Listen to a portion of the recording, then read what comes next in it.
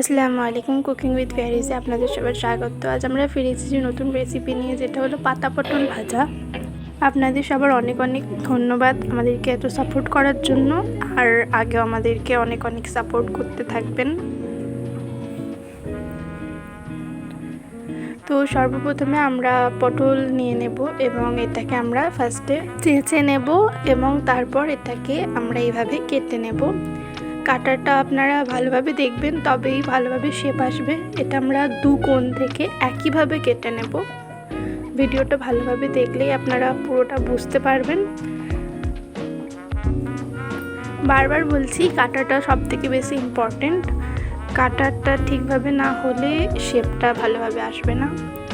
আরও একবার দেখে নিন, একইভাবে কাটতে হবে।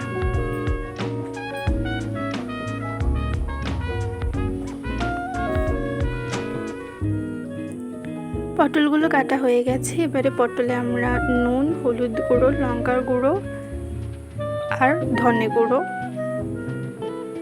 আমরা দিয়ে দেব স্বাদ অনুযায়ী বা পরিমাণ মতো। এবারে ওটাকে মিক্স করে নেব এবং তেল গরম করে নেব ও একে একে পটলগুলো তেলে আমরা দিয়ে দেব। এবারে আমরা ঢাকা দিয়ে দেব এবং ঢাকনা খুলে আমরা এপাশ ওপাশ পাল্টে ভালোভাবে ভেজে নেব। যেহেতু গোটা পটল, তো সিদ্ধ হতে একটু টাইম লাগবে, তো গ্যাস লো ফ্লেমে দিয়ে এপাশ ওপাশ ভালোভাবে পাল্টে আমরা ভেজে নেব। এবং আমাদের পাতা পটল ভাজা অলমোস্ট রেডি। এবার আমরা সার্ভ করার জন্য এটা প্লেটে নিয়ে নেব এবং আমাদের পাতা পটল ভাজা রেডি হয়ে গেছে। Thank you.